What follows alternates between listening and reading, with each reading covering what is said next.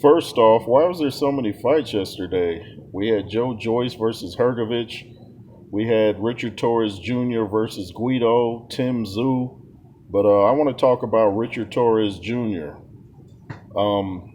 This is the battle of two 2020 Olympic silver medalists, and it was a step up for both guys, but more so Richard Torres because Guido had fought F.A. Ajagba and lost that in a close fight, and Guido had just roughed up and beat up Makhmudov when everybody thought Makhmudov was the next monster of the heavyweight division. So Guido looks like he could be a problem, man. He's got real quick hands, fast jab. He's real tall, and there was a lot of clinching in this fight. But Richard Torres Jr. did stun him in one of those rounds.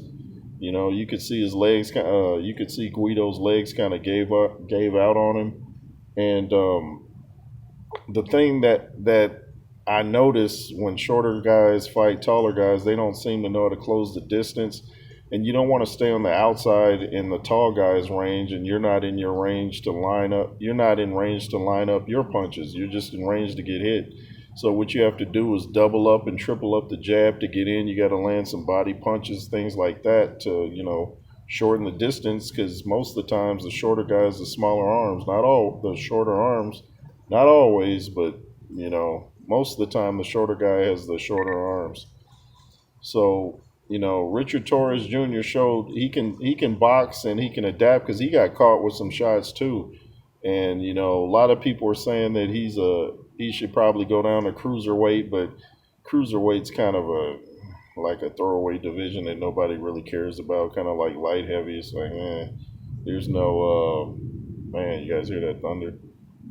There's no real prestige to the cruiserweight division. In fact, everybody that's cruiserweight usually wants to move up to heavyweight, and it's not just because of the money. It's just a whole different ball game.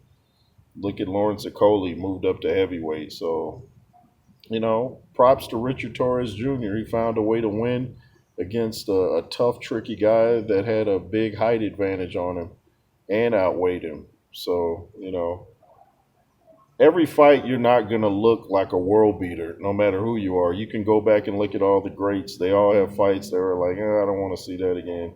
Lennox Lewis, David Tua, snoozer. Mike Tyson, is it Bone Crusher Smith, snoozer. Everybody's had snoozers, so you can't really just pick apart Richard Torres too hard and be like, well, this dude isn't the real deal because he didn't knock this guy out.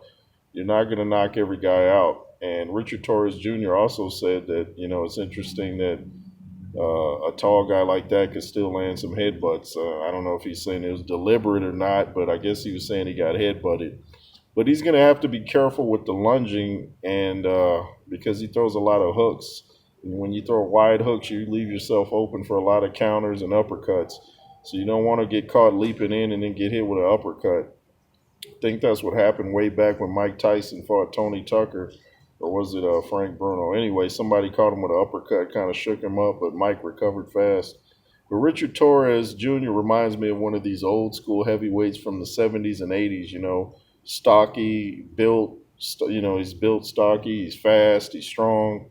And don't write him off too soon, you guys, because I think he can do damage in the heavyweight division without being a real super big guy. I mean, look at Usyk. I mean, you don't have to. Usyk is given the blueprint. You don't have to be 6'8", 280 to beat these guys. You just got to be effective. Effective. So shout out to Richard Torres Jr. Shout out to Jet Blackwell, who I've had on the show, who spars with Richard Torres Jr., a Cali boy, both a Cali boy, one from Fresno, the other from, wow, how am I going to forget? Because I have relatives there that I used to go visit, Tulare, California. So shout out to both them guys, and hopefully I can get Richard Torres Jr. on the show sometime. That would be pretty cool. We've had on Vlad Sarenko, me and Andrew Tucker, Ray Mercer, Tim Witherspoon, James Bashir. So that would be pretty cool. But yeah, I'm impressed though. A lot of people were not impressed. I'm impressed. I'm impressed because he found a way to win. Richard Torrez Jr. gets a unanimous decision in a 10-round fight. There's a belt involved.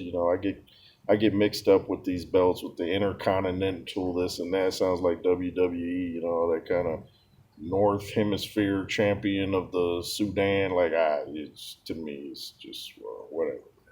He won the fight anyway. Thanks for watching. If you want to hit up the Cash App, it's $JRoos33.